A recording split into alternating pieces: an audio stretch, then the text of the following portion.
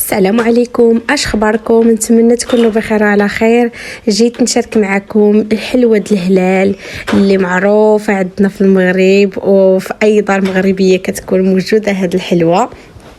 البنات الطريقه غنعطيها لكم جد سهله وما فيهاش صعوبه، سهله بزاف وتقدري تحضريها في وقت قليل وبمكونات قليله وموجوده عندك في الدار. البنات غادي ندوزو لطريقه التحضير. هنا عندي كاس من الحاجه، وغادي نقول لكم الطريقه باش غادي تقدروا تخدموا هذه الحلوه هذه. بالنسبه للبنات اللي عندهم اللي بغاو يديروا غير نص خلطه، فغتاخدي غير كاس من الحاجه. بالنسبه للبنات اللي بغاو ولا الناس اللي بغاو يضاعفوا المكونات فراه غادي تضاعفيهم، يعني 2 كيسان من كل حاجه. هنا درت كاس ديال سنيده سكر خاشن، وضعت عليه اولا ضفت عليه الزبده، يعني الزبده ماشي حيوانيه، يعني غير ديال فيخيتال ديال الشمس، كيفاش كتقولوا ليها ديال الشمس. المهم زبده عاديه يعني ماشي حيوانيه. صافي كتخلطوا كل شيء من بعد حتى كتخلط لكم الزبده مع السنيده، عاد حتى كتحصلوا على واحد الكريمي. عاد كتبقاو تضيفوا عليها الزيت شويه بشويه حتى كتخلط لكم المكونات مع بعضها، وكنضيفوا مباشره واحد البيضه.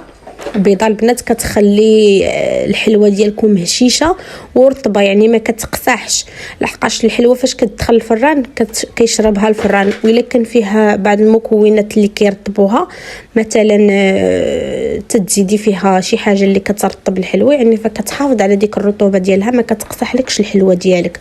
هنا البنات اللي بغات الحلوه ديالها تجيها مارون مغلوق، فغادي تكتر من هاد الزنجلان والكاوكاو. اللي بغاتها مفتوحه غادي تقلل. هنا البنات راه درت كاوكاو قليل باش يبان لكم اللون، ولكن انا ما بغيتهاش هكا صفرا، بغيتها تكون مارون مغلوق. زدت كملت الكاس ديال العنبه ديال الكاوكاو، وكاس ديال العنبه ديال الجنجلان مطحونين ومحمرين ومنقيين طبعا. هنا البنات راه غادي تشوفوا اللون بلا انه كيتغير، يعني ما بقاش اللون ديالو صفر. غادي نحاولوا نخلطوه مزيان باش هكا كنتاكدوا ان المكونات تخلطوا مندمجين بشكل جيد. وصفه البنات هنايا غادي نمشي نوجد الخميره ديالي والطحين. بالنسبه للبنات غربلوا الطحين ديالكم باش هكا ما يجيكمش مكتل او تجيكم الحلوه منفوخه.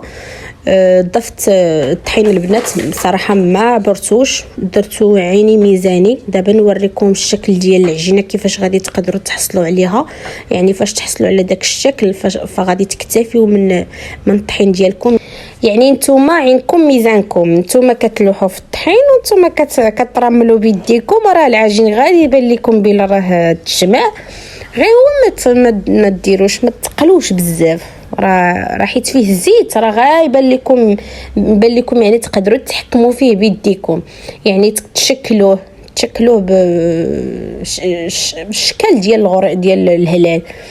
صافي هنا البنات بالنسبه للبنات اللي كاينين في اسبانيا غادي يديروا واحد الشاسي ديال الخميره ديال كونسوم اولا ديال ميركادونا. وبالنسبه اللي كيتقداو من ليدل فغادي تاخذوا 2 شاسيات ديال الخميره، لحقاش كيحتوي كيتواجد فيهم غير 7 غرام واقيلا، يعني 7 و7 راه 14 هذيك. والبنات اللي في المغرب حتى هما غادي يكتفيو ب2 خميرات ديال المغرب، يعني راه فيهم 7 غرام اللي كيكون في ديك الحمراء. اللي كيخدموا ديال ميركادونا اولا ديال كونسوم فغيكتفيو بواحد الشاسيه بيضه راه فيها 14 غرام. صافي هنايا هانتوما كتشوفوا الشكل ديال العجينه، يعني هكا كيبان لكم العجين بلا راه هو ما قاصح مرطب.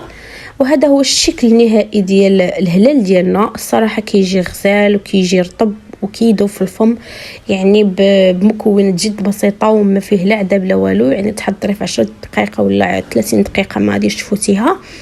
ونتمنى لا فيديو ينال الاعجاب ديالكم وتشاركوه مع الناس، ولي لايك البنات والاشتراك. راه كتفرجوا في الفيديو ولكن راه ما كاينش لا لي جيم لا البارطاج لا حتى شي حاجه.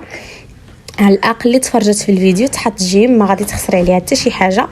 وتا انا راه كنضرب التمر على لي فيديو ديالي، كتكون عندي الرشاقه انني غنوض نحط لكم فيديو. فحتى انا كنتمنى وكيعجبني وكنفرح انني غنلقى لي جيم ديالكم. وهنا غادي نقول لكم سالا لا فيديو ديالنا الى الفيديو المقبل ان شاء الله. بسلام عليكم.